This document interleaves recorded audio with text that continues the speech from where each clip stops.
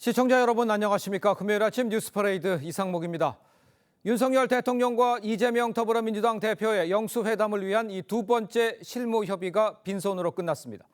양측의 의제 조율을 놓고 줄다리기를 하다가 회담 날짜나 형식은 물론 추가 협의 일정도 잡지 못했습니다.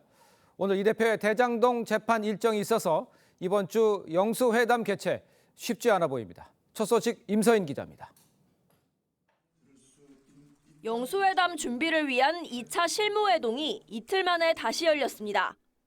대통령실 홍철호 정무수석과 민주당 천준호 대표 비서실장이 협의에 나섰지만 40여 분 만에 빈손으로 끝났습니다. 민주당은 1차 협의 때 제안한 전국민 25만 원 지원금과 특검법 수용, 대통령의 사과 등 의제들에 대해 대통령실이 명확한 입장을 밝히지 않았다고 했습니다. 대화를 이렇게 하려면 중간에 징검다리가 있으면 훨씬 더 구체적인 이야기, 폭을 좁혀서 얘기할 수가 있을 테니 그런 것들을 기대했던 것인데 거기서 그런 기대에 충족하는 검토 의견을 저희한테 제시하지는 않았다는. 대통령실은 민주당이 제안하는 어떤 의제도 대화할 수 있지만 사전에 결론을 정해놓을 순 없다는 입장입니다. 사전 의제 조율이나 합의가 필요 없는 자유로운 형식의 회담을 가능한 빠른 시일 내에 개최하자고 제안했습니다. 양측은 다음 실무회동은 날짜도 못 잡았습니다. 민주당은 논의를 거친 뒤 추가 실무 협의를 할지 바로 영수회담 일정을 확정할지 결정할 계획입니다. 이재명 대표는 오전 10시 30분 대장동 재판도 예정돼 있습니다. 이에 따라 이번 주 회담 성사는 어려울 거란 전망이 나옵니다. TV조선 임서인입니다. 더불어민주당이 오늘 차기 원내대표 후보 등록을 마감합니다. 출마가 예상됐던 의원들이 줄줄이 불출마를 선언한 데다가 이 첫날인 어제 이 친명 박찬대 의원만 등록을 하면서 사실상 박 의원을 원내대표로 추대하는 모양새가 될 전망입니다. 이채림 기자입니다. 더불어민주당은 다음 달 2일 비례위성정당인 더불어민주연합과 합당한 뒤 다음 날 원내대표 선거를 진행합니다. 후보 등록은 오늘 오전까지 진행되는데 첫날인 어제는 박찬대 의원만 등록했습니다. 이재명 대표와 박찬대 원내대표의 강력한 투톱 체제로 국민이 부여한 임무를 완수하는 개혁국회, 민생국회를 만들겠습니다. 출마가 예상됐던 서영교, 김민석, 김성환 의원과 김영진, 박주민 의원이 불출마를 선언하며 친명계 간 박 의원 단독 출마로 교통정리가 됐다는 분석이 많습니다.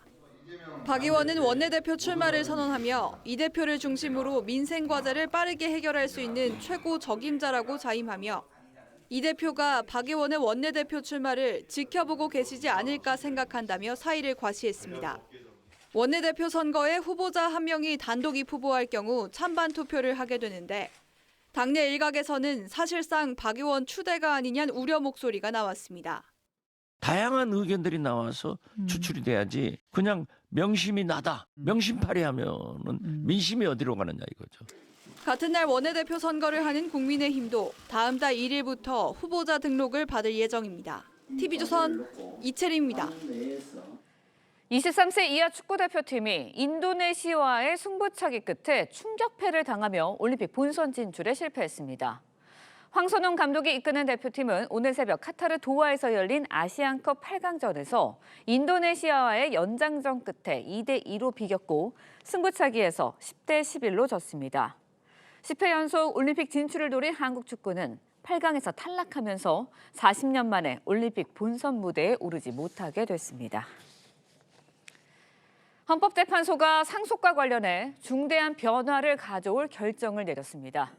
고인의 유언과 상관없이 부모, 형제, 자녀에게 일정 부분의 상속을 보장했던 유류분 제도를 위헌이라고 판결한 건데요.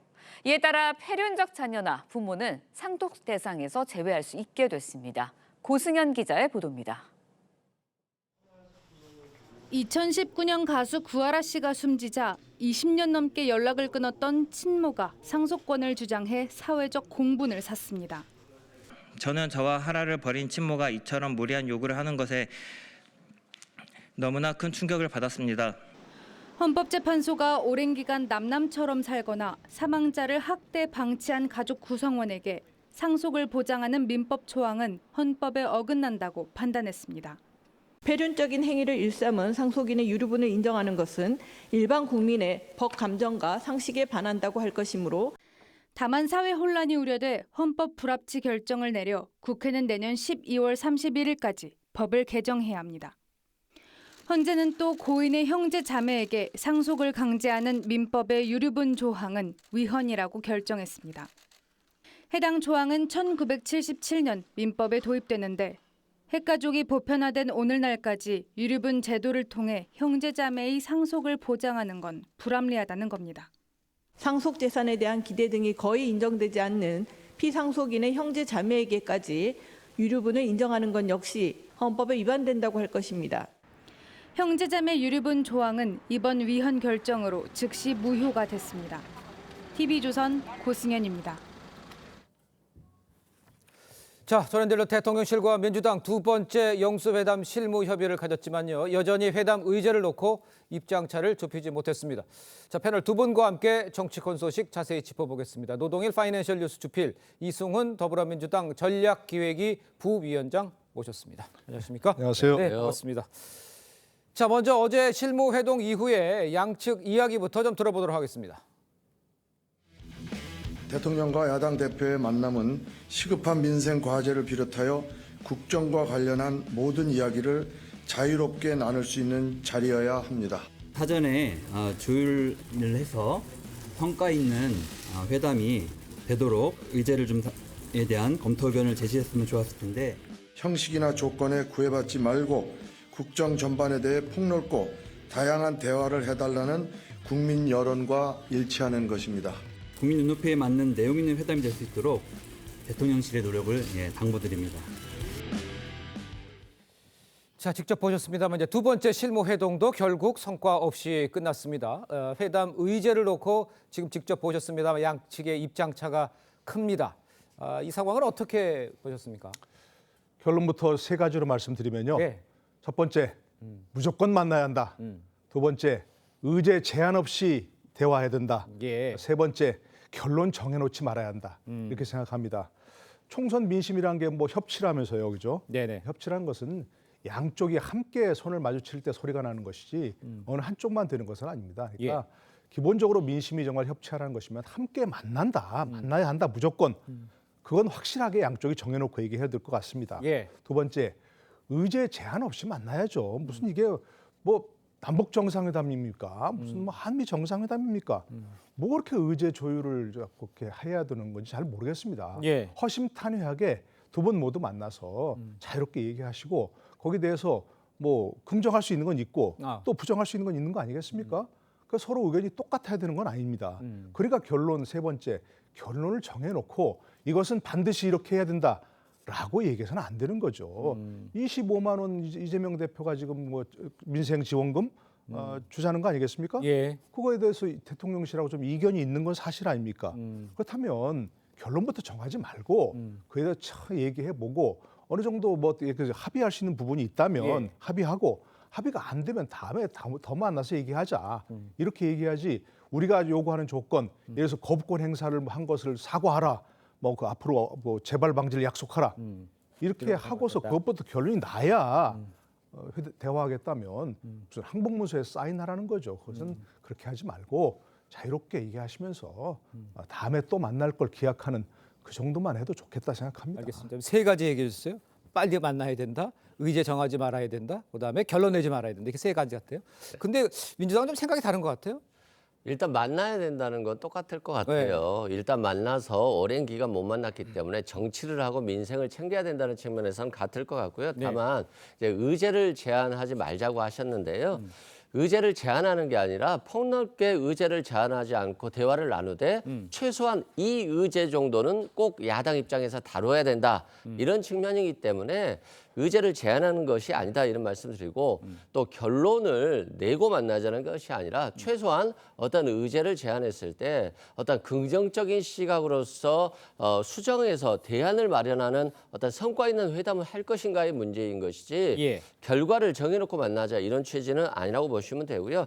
그런 것 같습니다. 대통령께서 국정 방향은 옳다라고 말하셨는데 이번 총선 패배에서 봤듯이 국정 방향에 문제가 있다. 대통령의 자세라든가 소통에 문제가 있다라고 결정이 난 것이기 때문에 홍보의 부족 문제가 아니고 정말로 총선에서 패배했기 때문에 국민들의 민심이 무언지 가장 먼저 야당 대표에게 들어보는 것이기 때문에 좀 야당 대표의 얘기도 듣고 그리고 이걸 들어서 그냥 뭐 나 야당과 협치했어 그러니까 뭐 국민께 할 도리는 다 했어가 아니라 성과 있는 협치를 만들어내는 것 그것이 대통령께도 중요한 것이고 야당 대표에게도 중요한 것이기 때문에 그나마 조금이라도 성과 있는 회담을 해보자 이런 것들이 민주당의 입장이라고 보시면 될 것 같습니다. 예, 뭐 여야 합치 뭐 대통령도 마찬가지고 이재명 대표도 성과를 내야 한다는 것은 이견이 없는 것 같습니다. 그런데 일단은 지금 상황으로 보면 이번 주는 어렵겠다 이런 이야기들 나오고 있다는 말씀 제가 드리도록 하겠습니다.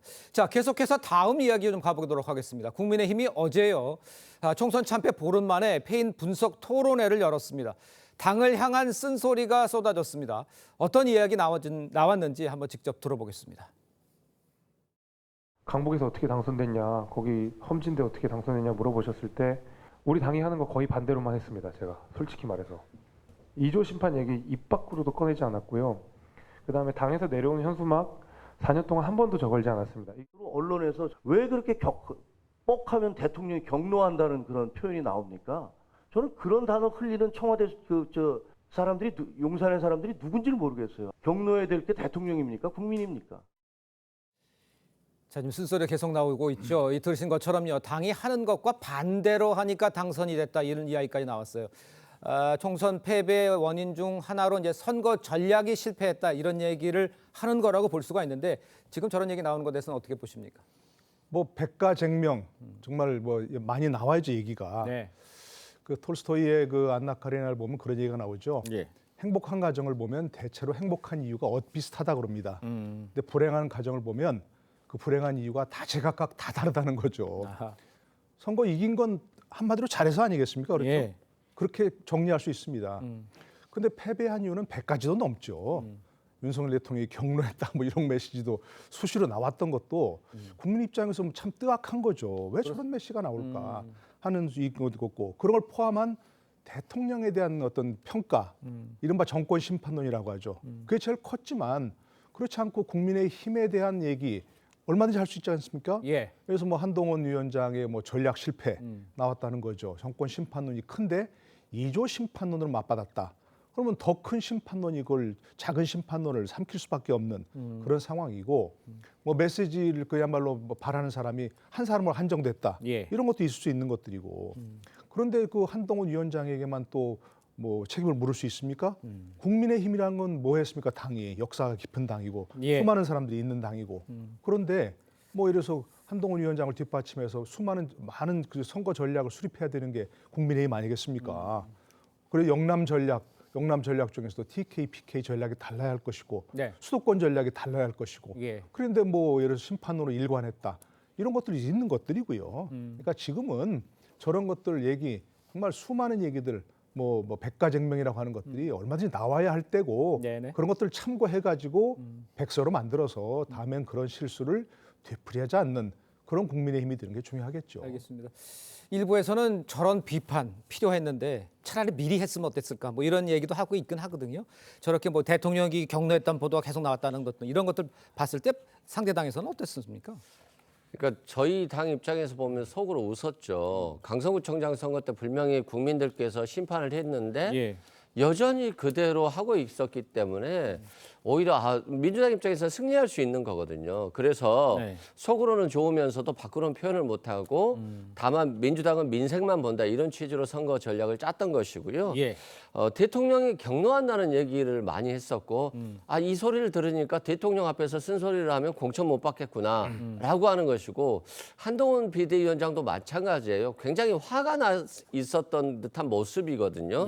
그게 왜 그러냐면 아니 2조 심판 하면서 조국 대표나 아니면은 이재명 대표는 다 자신들이 수사해서 범죄자들인데 왜 이 사람들을 지지하느냐 국민들이 라고 하는 뭔가 화가 난 듯한 국민의 지지를 못 받는 것에 대해서 만족스럽지 못한 듯한 그런 모습들을 보였기 때문에 예. 결국에는 아직 자신의 현실 인식이 부족했다. 그리고 민주당 입장에서 보면 조국 대표나 그러면 이재명 대표나 다 2년 동안 내내 수사만 받았거든요. 그것은 야당 탄압을 당했다는 것이고 그래서 굉장히 이미 0.72% 차이로 대선에서 져서 심판 받을 만큼 받았어요. 그래서 네. 2조 심판론 자체가 전혀 먹히지 않았다 이런 말씀 드리고 네. 민생이 어려운 상황에서 대통령이 어떻게 해서든 민생을 살려보겠다. 정말 죄송하다 이런 입장으로 나아갔어야 되는데 예. 민생이 어려운 걸 좀 숨기고 계속 정치로만 하려고 했던 것 같아요. 네. 그런 부분들이 좀 패배의 원인이 되지 않았나 싶습니다. 알겠습니다. 자, 이런 상황에서 이제 선거 패배 이후에 새 지도부 구성을 앞둔 이 국민의힘 내부에서 이른바 나이 연대 나오고 있습니다. 나경원 당대표, 이철규 원내대표 이런 이야기죠. 이 연대설 흘러나오고 있습니다. 관련해서 나경원 당선인 이야기 한번 들어보겠습니다. 사실은 당대표라는 자리는 제가 아직 고민할 시기도 아니고 한번 출마를 했었고 지금도 당대표를 내가 꼭 해야 되겠다 이런 생각은 아직 제가 해본 적이 없습니다. 그래서 뭐 연대니 이런 부분에 대한 표현에 대해서는 좀 이건 아닌데 하는 생각이 드네요. 나이 연대에 대해서는 좀 황당하다 이런 입장이신 것 같고요. 그렇게 정리하면 됩니까? 그냥 제가 웃을게요. 그 지금 상황에서 이제 수습을 해야 되는 상황이지 않습니까? 나경원 당대표, 이철규 원내대표 이 안은 어떻습니까? 글쎄요, 또 뭐 나이 연대라고 이렇게 이름 붙였던데 뭐 김장연대 후속인가요? 잘 모르겠습니다만 지금 나경원 대표의 저 말은 아마 본심일 거예요. 지금 당 대표 한다고 뭐 무슨 영광이 있겠습니까? 그렇지 않습니까? 뭐 선거를 통해서 무슨 공천권 행사할 수 있는 것도 아니고 앞으로 뭐 2년 당 대표 임기가 2년이라면 네네. 다음 뭐 지방선거 그때 공천 정도 해볼 수 있을까? 그리고 또 한 가지는 또 지금 윤석열 대통령의 대통령실이 여전히 뭐 속된 말로 그립이 세다고 하지 않습니까? 예. 그런데 당대표가 돼서 고생만 하다가 그걸 또 비판만 받고 마는 거 아니냐 이런 우려도 있을 거고. 네네네. 그런데 어쨌건 나경원 의원이 이제 당대표를 하겠다면 상당히 유력하게 되는 것 같습니다. 예. 이른바 뭐 친윤 핵심도 아니고 대통령과 한때 뭐 멀어졌던 거 아니겠습니까? 예. 그렇기 때문에 뭐 비윤으로 분리될 수 있는 그런 분이기 때문에 이 어려운 상황에서 또 동작에 당선도 됐고 예. 때문에 뭐 유력하게 검토는 될 수 있을 것 같습니다. 그런데 이철규 의원 이른바 친윤 유일하게 남은 친윤 핵심이라면서요. 예. 그리고 선거 패배에 대해서도 굉장히 큰 책임을 져야 할 뿐 아닙니까? 그러니까요. 인재 영입위원장도 했고 네. 비대위원도 했고 공천에 굉장히 깊숙이 관여를 했고 이런 것은 뭐 사실이 어떻든 간에 과정이 어떻든 간에 결과적으로 책임을 져야 할 뿐인데 다시 원내대표 나온다? 그럼 국민들이 과연 국민의힘은 정말 총선 참패에 대한 책임을 지고 저렇게 새로의 환골 탈퇴하려고 하는구나 라고 인식할 수 있겠습니까? 그건 바람직하지 않은가 생각합니다. 알겠습니다. 자, 이런 가운데 시청자 이거 한번 짚어보겠습니다. 윤 대통령과 한동훈 전 비대위원장 간의 이 관계를 놓고 정치권에서 지금 여러 가지 이야기 좀 쏟아져 나오고 있습니다. 이복현 금감위원장이요. 두 사람 만남을 중재하려고 했지만 성사되지 않았다 이런 이야기가 나오고 있어요. 한 전 위원장이 대통령 오찬 초청 거절하면서 갈등의 골이 깊어진 거 아니냐 이런 이야기가 나오고 있는데 이 상황을 어떻게 보셨습니까? 네, 일단 한동훈 비대위원장 입장에서는 좀 쉬고 싶다 이런 생각도 들 것 같고요. 예. 선거 과정에서 자기는 열심히 이기려고 노력했습니다만 대통령이 따라주지 않으면서 실망하고 막판에는 사퇴하겠다는 그 강력한 메시지까지 냈다는 거잖아요. 의대 정원 문제와 관련해서. 예. 그래서 어느 정도의 간극은 생겼는데 그렇다면 대통령이 좀 위로해주고 한동훈 전 비대위원장을 좀 감싸줘야 되는 것인데 예.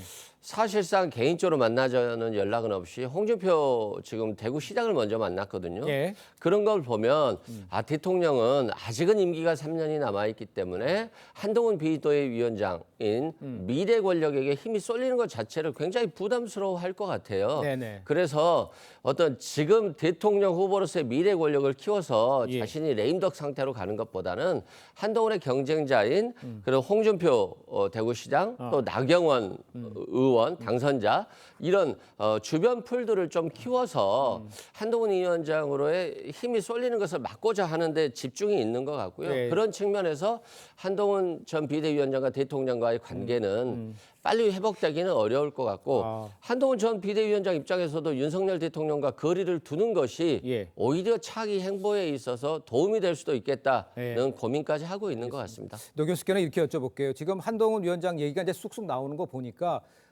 뭐 사퇴를 하려고 했다는 이야기도 좀 나오고 있지 않습니까? 그렇다 보니까 그럼 이 다음 단계에서의 한동훈 전 비대위원장은 어떤 스텝을 밟아야 되느냐 이런 것들이 궁금하거든요. 이걸 어떻게 예상하십니까?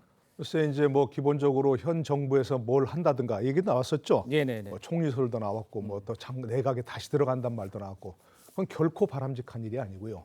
또 얘기하신 대로 기본적으로 다시 무슨 뭐 대표 후보로 나오는 것도 바람직하지 않고 네네. 현재로서는 뭐 본인이 조금 내공을 쌓는다고 했으니까 내공을 쌓을 수 있는 그런 행보를 좀 하는 게 좋을 것 같습니다. 예. 물론 뭐 여러 가지 그 돌풍을 일으키기도 했지만 한때 아무래도 정치는 초년생 아니겠습니까? 그러니까 과거 뭐 검사 하던 때, 또 법무부 장관 하던 때 이런 때는 혼자만 잘하면 됐습니다. 그렇지 않습니까? 혼자서도 잘하면 됐고. 예. 그런데 비대위원장이라든지 정치는 혼자만 잘하면 되는 건 아니니까 예. 그런 쪽으로 좀 내공을 쌓는 그런 행보를 하면 좋을 것 같습니다. 그러니까 내공을 쌓는다는 게 일정간의 기간이 필요하잖아요. 그러니까 그렇습니다. 금방 뭐 전당대회나 이런 건 어렵다고 바람직한 보시는 건 거죠? 아니죠, 당연히. 예. 알겠습니다.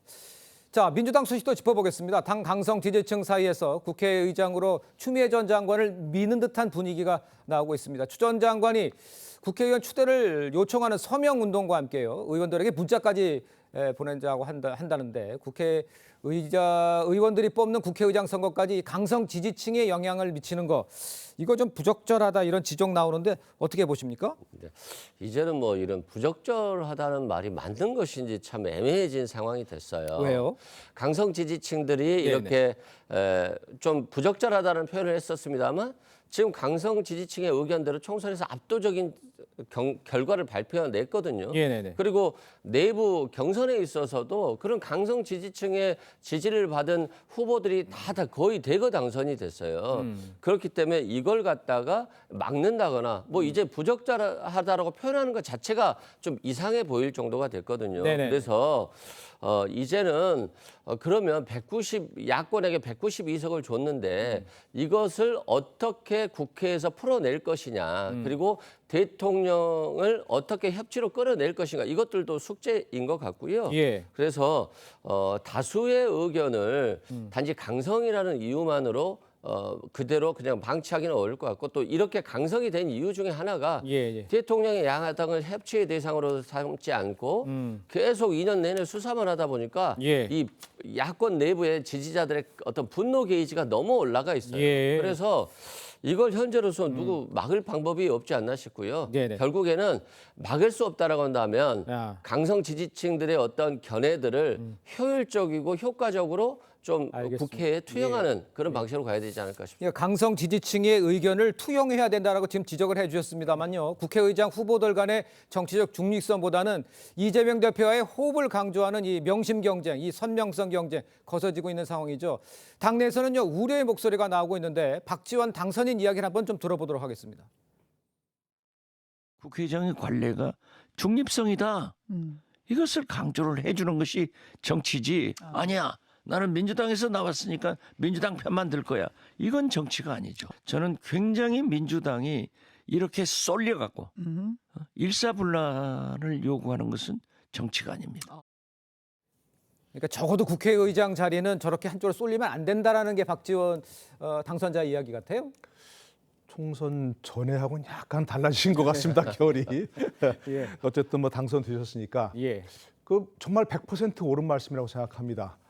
국회법을 보면은요, 국회법 20조 2를 보면 국회의장의 당적 보유 금지라고 돼 있거든요. 금지라고 돼 있습니다. 당선된 국회의장은 국회 본회의에서 선출하도록 돼 있고요. 의원들의 제적 과반수로 선출하게 돼 있거든요. 그러니까 국회의원들의 뜻을 반영하게 돼 있는 것입니다. 그런데 그 부분에서도 예를 들어서 당적을 보유를 금지한다 하는 정신은 뭐냐? 아마 이게 2002년도에 이제 새로 만들어진 것 같은데 그 전까지는 국회의장들이 자기가 소속한 당에 대해서 뭐 편을 드는 겁니다. 노골적으로 편을 들고 그야말로 뭐 예를 들어서 강행 처리도 이렇게 예전에 많이 했지 않습니까? 그렇죠. 그렇게 하지 말라고 탈당하라. 그래서 그것도 국회의장으로 있는 동안은 당적을 보유하지 마라. 그래서 중립을 좀 지켜라. 이런 정신이 들어있는 겁니다. 그러니까 저 박지원 의원 당선인이 그렇게 말씀하신 게 100% 맞는 거죠. 물론 100% 어떻게 중립을 지키겠습니까? 때로는 자기가 소속한 정당의 어떤 좀 기울 수밖에 없지만 그래도 가능한 한 중립을 지켜서 국회를 운영하라. 이런 거거든요. 그런 차원에서 보자면 지금 현재 이번 21대에서 국회가 뭐 최악이라고 하지만 그래도 박병석 전 의장, 김진표 현 의장이 나름대로 그래도 노력을 하신 거라고 평가할 수 있습니다. 그런데 지금 얘기된 나와 있는 다른 그 추미애 의원을 비롯한 당선인을 비롯한 다른 분들이 얘기하기 중립은 무슨 중립? 뭐 민주당에 그 함께해서 강행 처리해야 돼 이렇게 나오는 것은 그 정신을 위반한 것이고 박지원 당선인이 그걸 지적한 거라고 생각합니다. 알겠습니다. 자, 이런 가운데 이재명 대표와 조국 대표 어제 저녁에요. 비공개 만찬을 가졌습니다. 이 대표가 먼저 만남을 제안을 했다고 하는데 이야기를 한번 들어보겠습니다. 제가 연락했어요.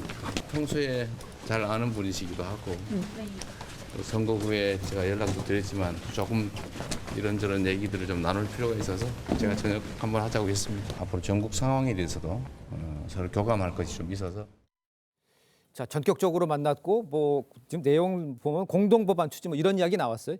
어떤 의미라고 해석을 하면 좋겠습니까? 저는 두 분이 메시지를 좀 준 것 같아요. 이렇게 정치라고 하는 것은 언제든지 전화 한 통화로 만날 수 있고 식사를 할 수 있고 그 과정 속에서 공동으로 법안을 만들고 공동으로 정책을 만들어서 선명성 있는 경쟁을 하자. 국민에게 앞서서 민생을 챙기는 어떤 정치를 하자. 뭐 이런 메시지인 것 같고요.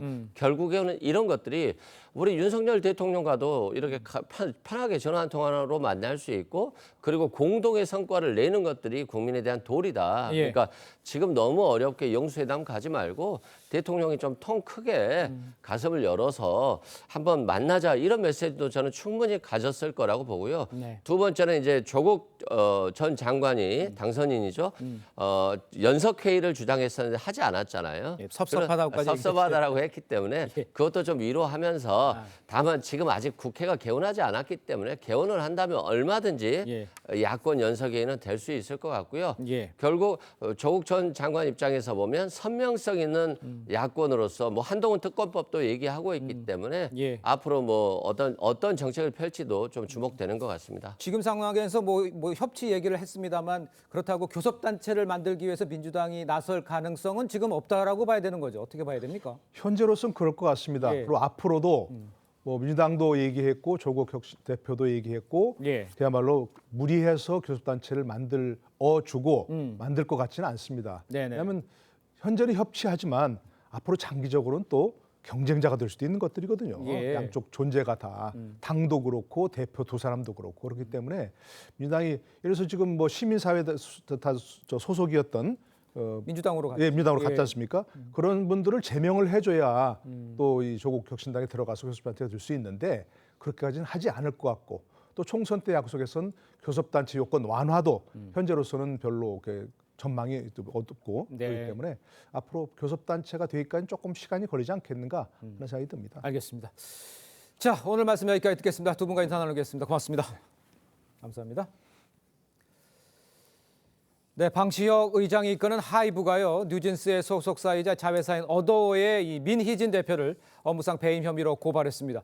민희진 대표는 어제 직접 기자회견을 열고 하이브가 오히려 자신을 배신했다면서 이런 음해 행위야말로 배임이라고 반박했습니다. 박서영 기자입니다. 하이브는 어도어 민희진 대표가 경영권을 탈취하려고 계획한 정황을 구체적으로 확인했다며 민 대표를 업무상 배임 등의 혐의로 경찰에 고발했다고 밝혔습니다. 감사 대상자 중 한 명이 경영권 탈취 계획이 담긴 정보를 증거로 제출했다는 겁니다. 5월 여론전 준비, 어도어를 빈 껍데기로 만들어 데리고 나간다는 등의 표현도 확인했다고 주장했습니다. 민희진 대표는 직접 기자회견을 열고 경영권 찬탈은 시도한 적도 계획한 적도 없다며 하이브 내 여러 가지 문제를 내부 고발하자 하이브가 감사로 응수했다고 주장했습니다. 방시혁 의장이 처음부터 홍보를 하지 못하게 하는 등 뉴진스를 홀대했다고도 했습니다. 2년 만에 이런 실적을 낸 사람이 없었단 말이에요. 근데 실적을 잘 내고 있는 주주들한테 도움이 되고 있는 계열사 사장을 이렇게 찍어 누르려고 하는 게 배임 아닌가. 또 주주 간 계약의 불리한 조항을 개선하기 위해 하이브 측과 지속적으로 협의한 것을 하이브에서 경영권 탈취로 바꿨다고 주장했습니다. 우리가 왜 상상을 했냐면 제가 하이브랑 이상한 계약을 맺었어요. 주주 간 계약이라고. 팔지 못하게 꽁꽁 묶거든 5% 노예 계약처럼 걸려있어요. 오는 30일 어도어 이사회 소집을 요구한 하이브는 민 대표의 기자회견 뒤 속히 사임하라고 촉구했습니다. TV조선 박소영입니다.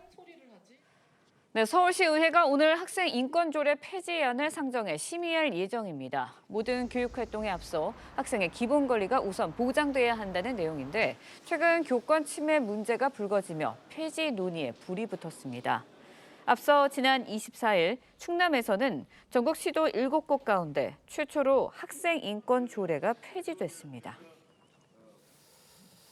네, 앞서 전해드린 대로 하이브와 이 어도어 민희진 대표 간 갈등 극단으로 지금 치닫고 있습니다. 네, 관련 내용 최진영 변호사, 장윤미 변호사와 함께 자세히 짚어보도록 하겠습니다. 안녕하십니까? 네, 반갑습니다. 자, 먼저요 민희진 대표의 기자회견 장면을 보고 그리고 이야기를 나눠보도록 하겠습니다. 사담을 갑자기 너무 진지한 뭔가로 막 포장해가지고 저를 매도하는 의도가 저는 사실 진짜 궁금하고요. 그냥 저는 거꾸로 제가 하이브를 배신하고 한 게 아니라 하이브가 저를 배신했다고 생각하거든요. 저를 써먹을 만큼 다 써먹고 찍어 누르기 위한 그 프레임으로 정확하게 느껴지고 죄송해요. 제가 그냥 이게 약간 이 업을 하잖아. 욕이 안 나올 수가 없어. 너무 많아가지고. 자, 일단 민 대표는요 경영권 찬탈을 계획한 적도 없고 또 실행한 적도 없다 이렇게 주장을 했습니다. 그런데 하이브가 어떤 근거로 민 대표를 고발한 거라고 보면 되겠습니까? 그렇습니다. 지금 업무상 배임죄로 지금 민 대표를 용산경찰서에서 고발했다라는 언론 보도가 나오고 있는데요. 네. 그 핵심적 근거는 이번 그 하이브 내부 감사팀이 회사 내부에 있는 컴퓨터를 포렌식해서 봤더니만 카카오톡 내용에서 이 실질적으로 어떻게 보면은 회사로부터 어떻게 보면 하이브의 어떤 지분을 매각하게 한다거나 아니면은 여러 가지 문제를 해서 이 어도 내에 있는 이 유진스에 관련되는 또 그 전속 계약을 해지하려고 하는 내용을 어떤 모의했다든가 이런 부분들이 있다는 그 구체적인 물증을 파악했다라고 얘기를 하고 있는데요. 다만 이 부분에 대해서 이게 민사적인 건 모르겠는데 형사적으로 문제된다라고 할 경우에는 이 어떤 그 디지털 증거의 증거 능력 이런 부분이 문제가 되는데 또 지금 얘기한 것처럼 형사적으로 고소를 했고 민 대표 같은 경우에는 이것이 개인 사찰이다라고 해서 형사 사건에서 이와 같은 카카오톡을 포렌식했는 것에 증거 능력이 문제될 수도 있는 그런 부분이기 때문에 현재로서는 뭐라고 단정할 수는 없습니다만 적어도 지금까지 나온 바에 따를 때는 적어도 하이브 입장에서는 민 대표가 본인의 어떤 이익을 어떤 챙기기 위해서 어떤 그 문제를 삼고 구체적으로 그 경영진과 모의했다는 증거를 지금 내보였기 때문에 형사적으로 문제 삼지 않을 수 없는 그런 상황이 된 것은 사실인 것 같습니다. 네, 장윤미 변호사님께 여쭤볼게요. 배임 혐의가 정말 성립이 될 수 있는 건지 그리고 또 민 대표가 어제 이제 2시간 가까이 기자회견을 하면서 하이브가 갑작스럽게 감사에 착수한 것이 자신이 최근에 한 내부 고발 때문이다 이렇게 이야기를 했거든요. 그래서 조목조목 계속해서 반박을 했어요. 맞습니다. 어떻게 들으셨어요? 이 배임과 관련해서는 이 하이브 그리고 이 모 회사에 뭔가 경영적인 불이익을 가져가기 위한 실행의 착수가 법률적으로 있어야 되는데 이쪽 변호인의 입장은 실제로 문자 같은 카카오톡을 주고받은 건 있어요. 하이브가 왜냐하면 이 산하 레이블인 어도어의 지분 80%를 갖고 있어요. 그렇기 때문에 이걸 팔게 만들겠다라고 하면서 뭐 사모펀드를 거론하기도 하고 이런 부분이 있는데 거기서 더 진척된 건 전혀 없다라는 겁니다. 그러면 이 부분만으로 정말 회사에 불이익을 줬다라고 평가할 수 있을 것인지 그렇기 때문에 민희진 대표는 이거는 사실 허울뿐이다. 사실 경영권 탈취라는 건 말도 되지 않는 것이고 실질적으로는 본인이 내부적으로 문제 제기를 했던 부분에 대한 어떤 찍어 누르기 형식이다라고 이야기를 하는데 네네. 그 요지는 최근에 하이브의 다른 레이블에서 이제 그 만든 걸그룹이 있습니다. 아일리시 컨셉이나 어떤 그 노래나 춤 이런 네. 여러 방면에서 이 민희진 대표가 론칭한 뉴진스를 상당히 차용하고 모방했다. 이건 네네. 표절에 가까운 것이다. 이런 문제 제기를 하자 상당한 압박이 있었다는 게 민 대표의 주장입니다. 예. 네.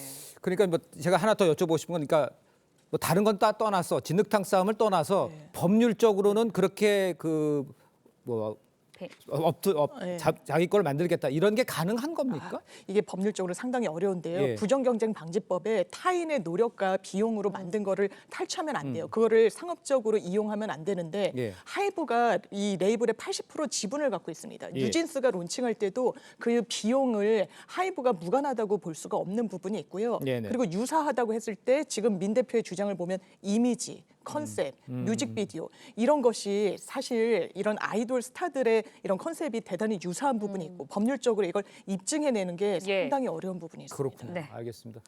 이런 가운데 이제 하이브는요, 민 대표가 무속인으로부터 경영상을 이 무속인에게 조언을 받았다 이런 폭로를 내놨어요. 무슨 근거로 이렇게 주장하는 건가? 일단 민 대표는 진이다 뭐 이렇게까지 얘기를 한 걸로 들립니다. 그렇습니다. 결국 이 부분도 카카오톡으로 주고받은 내용 그런 것들에 대한 녹취록을 가지고 있는데요. 그 내용이 보면 좀 충격적이긴 합니다. 그래서 민 대표가 이 무속인에게 어떻게 보면 하이브의 핵심 자산이 BTS 아니겠습니까? 네. BTS 관련되는 그 멤버들이 군대 가는 것이 좋으냐? 그걸 묻은 이유가 그게 나한테 더 이익이 되기 때문에 군대 가는 것이 그런 얘기를 했고 실제로 지금 이 사람한테 뭘 물었냐 하면은 M&A와 관련해서 3년 만에 그 M&A 그러니까 기업 인수합병식으로 해서 민 대표가 이 회사를 인수하라 뭐 그런 얘기도 했고 또 더불어서 그 어도웨이의 직원을 채용하는 과정에서 또 이 무속인이 추천한 사람을 실질적으로 지금 채용을 해서 지금 어도와 관련 회사에 지금 근무를 하고 있다라는 얘기가 나오는데요. 아까 두 번째 얘기했는 3년 만에 어떻게 보면 이 어도를 경영 인수를 하라 그런 얘기가 어떤 얘기냐 하면은 실질적으로 지금 그 하이브에 채용하면서 어도의 지분 20%를 지금 민 대표가 가지고 있는데 이 그 지분이 대략 그 상장했을 때 평가를 했을 때 대략 1,000억 정도 된다고 합니다. 근데 이 1,000억 정도 되는 것을 다가오는 2025년 1월 2일이면은 하이브에 1,000억 원에 사서 가지고 올 수 있는 이 권한이 있다는 거예요. 결국 어떻게 되냐면은 뉴진스를 하이브에서 어떻게 보면 그 어도에서 빼가고 그러면은 사실 어도는 빈 껍데기가 돼서 실질적인 회사 가치가 없어졌을 때에 재무적 투자자를 뒤에서 해서 내세운 다음에 하이브로부터 이 어도를 인수한 다음에 이 민 대표가 본인이 그 회사의 대표이사로 가는 그것을 실질적으로 모의했는 내용이 이번에 나왔단 말이에요. 그 3년이란 것이 결국 다가오는 2025년 1월 2일이란 이 부분과 딱 겹치면서 이 부분이 경영권 찬탈하기 위한 어떤 의도가 있었고 실행에 착수가 있었다. 그렇기 때문에 이것은 업무상 배임이 실행이 있었고 업무상 배임은 실질적인 손해를 발생한 것뿐만 아니고 발생할 위험이 생긴 케이스에도 성립된다라는 게 대법원 판례다 보니까 이와 같이 지금 하이브에서는 형사 고소했는 것이 아닌가 생각을 합니다. 아니 그러니까 이제 제 질문은 이제 그런 게 이제 하이브의 주장인 거고, 근데 민 대표의 입장에서는 그렇게 이제 하이브가 주장하는 것에 대해서 이게 그렇게 마음대로 뭐 가격을 떨어뜨린다고 해서 뚝 떨어져가지고 그 뚝 떨어지겠어요? 가격이? 그렇게 얘기를 하고 있는데 결국 이 부분에 있어서는 뭐 어떻게 보면 BTS 군대 가는 것도 엄마의 마음으로 군대 가면 어떡하지 이런 얘기를 했다고 하고 또 내 친구 중에 무속인이 있는 거예요. 그게 무슨 문제가 되느냐 이런 얘기를 하고 있습니다만 말씀드린 것처럼 이런 식으로 문제를 삼아서 뉴진스의 전속 계약을 해제해서 실질적으로 어떻게 보면 탈퇴하게 만드는 이런 나름대로의 어떤 구체적인 플랜을 가지고 이를 실질적인 어떤 경영진끼리 모의해서 실행까지 나갔다. 이런 부분에 대해서 문제를 삼는 것 같습니다. 알겠습니다. 자, 두 분 말씀 여기까지 듣겠습니다. 고맙습니다. 감사합니다. 네, 한 평도 안 되는 땅을 팔아서 150배 넘는 차익을 남긴 이른바 이 알박기 업자를 국세청에서 세무조사한다고 TV조선이 얼마 전에 보도해드린 적이 있습니다. 네, 저희 취재진이 문제의 현장을 찾아봤더니 사건의 전말을 취재해봤습니다. 윤서아 기자의 보도입니다.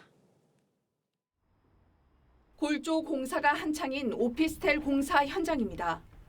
인근 부동산 중개업소에서는 유명한 알박기 업자 때문에 시행사가 자금 부족을 겪었다고 귀띔합니다. 알바비 전문이래. 법대로 주기로 협의를 갔대요. 남는 게 없어가지고 오히려 더자 넣기로 어차피 공사는 해야 되고 더 미룰 수는 없고 하니까. 문제의 땅입니다.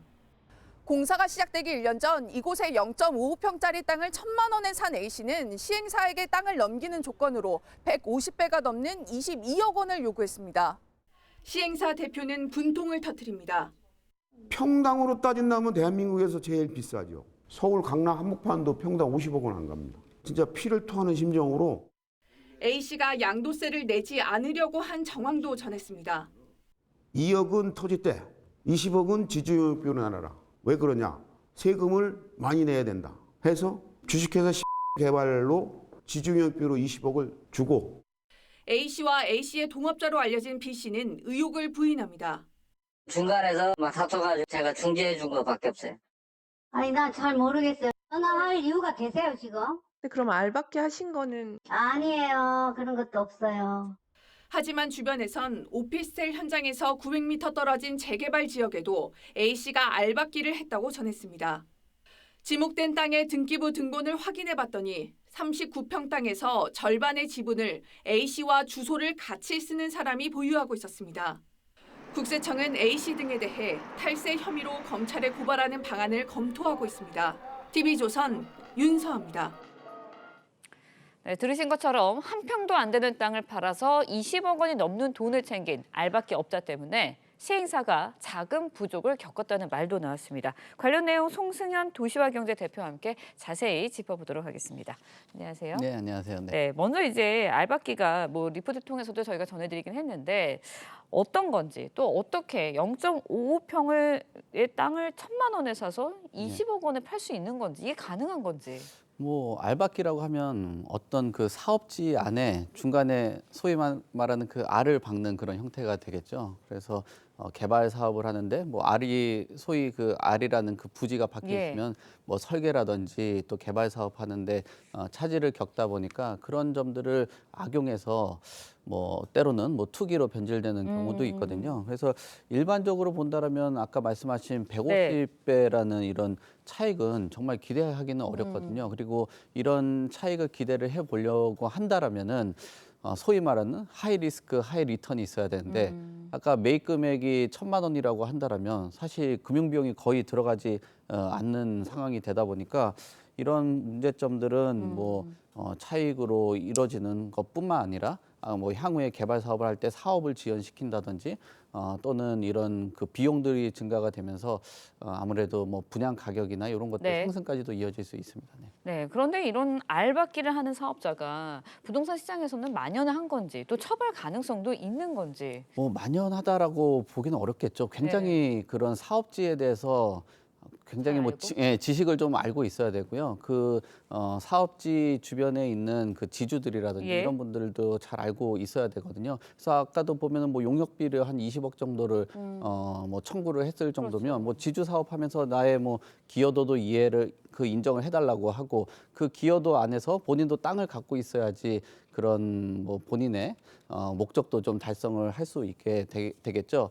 말씀하신 것처럼 그 사업을 하게 된다라면서 이런 그 세금적인 부분들 만약에 좀 피하게 된다라고 하면 탈세에 대한 그런 그 문제들 때문에 아무래도 그 조세범으로 좀 처벌을 받을 수도 있고요. 또 부당이익을 좀 반환을 할 수 있는 그런 문제점들도 있습니다. 근데 보통 이런 부당이익이라고 한다라면 사업이 시작되기 전에 만약에 그 토지를 취득하게 된다라면 그런 부분도 좀 피해갈 수 있기 때문에 아무래도 이런 사업에 대해서 구조나 또는 그 주변 환경, 뭐 개발 소식 이런 것들을 잘 아는 사람들에 대해서 알 수 있는 거기 때문에 굉장히 좀 난이도가 있는 그런 투기라고 봐야 되겠죠. 네, 부동산 시장에 혼란을 주기 때문에 이런 건 좀 없어졌으면 하는 바람입니다. 전세 시장 소식도 짚어보도록 하겠습니다. 서울 아파트 전세값 상승세 무려 49주 동안 이어지고 있습니다. 서울 25개구 전부에서 전세값이 올랐어요. 근데 작년 이맘때만 해도 전세값이 이렇게 오르진 않았는데 이게 야금야금 오르더니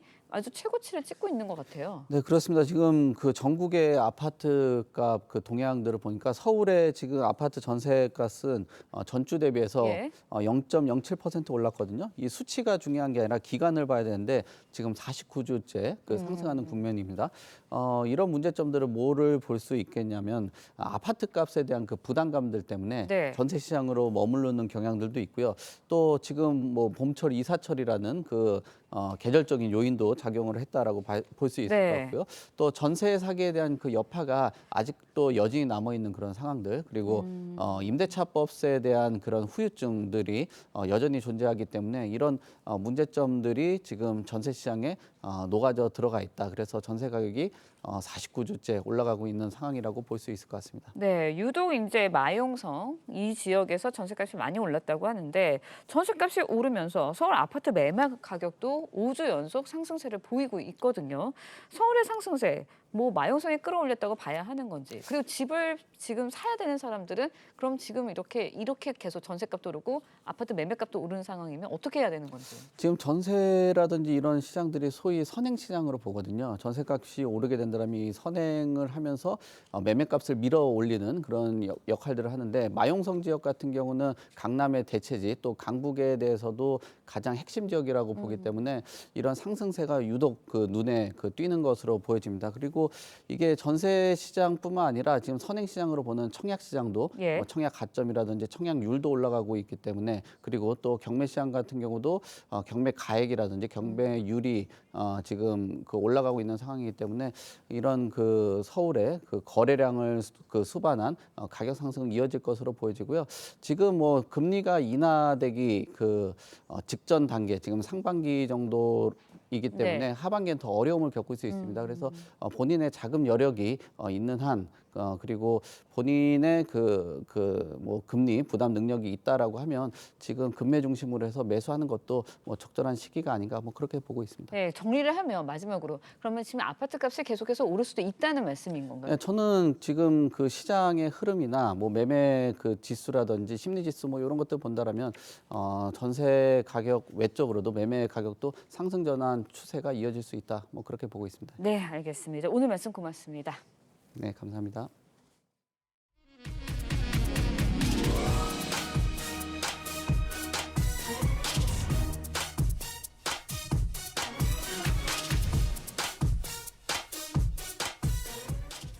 네, 산업 현장이나 구조 현장에서 사람을 대신하는 로봇계의 활약 이미 알려져 있죠.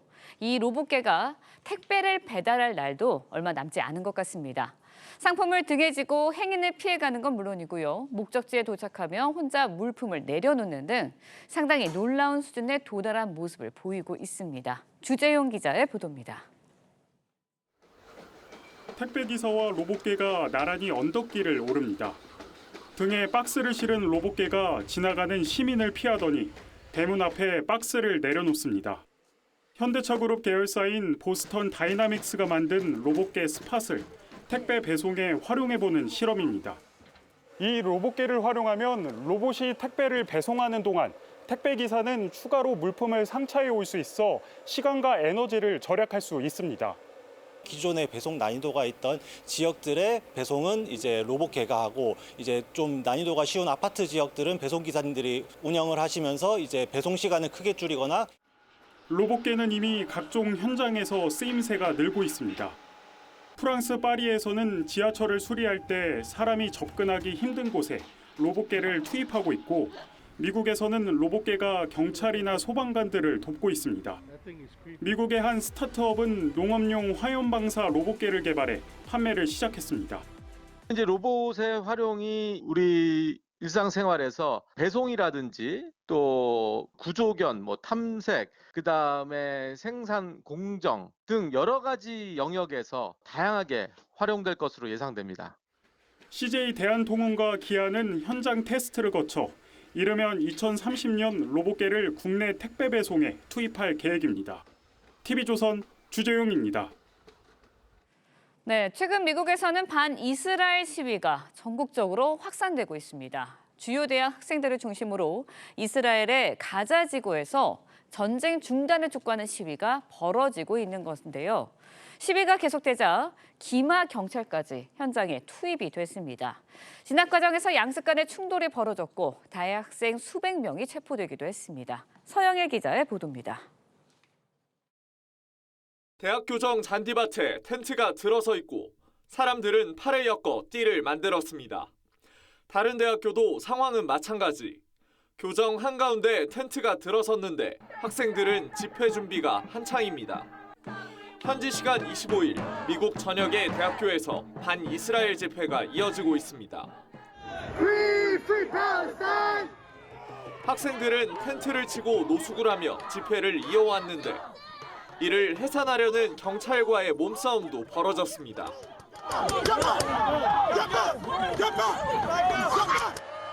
보스턴의 에머슨 대학교에선 시위대 100여 명이 체포됐고 LA 서던 캘리포니아 대학에서도 100명 가까이 경찰에 붙잡혔습니다.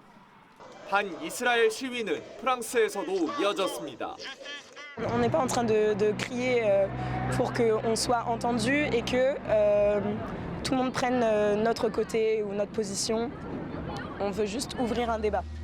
세계 곳곳에서 반전 소리가 커지고 있는 가운데 이스라엘은 라파지 상군 투입을 위해 가자지구 병력까지 이동시켰다는 소식이 전해져 대규모 지상전이 임박했다는 관측이 나옵니다. TV조선 서영일입니다.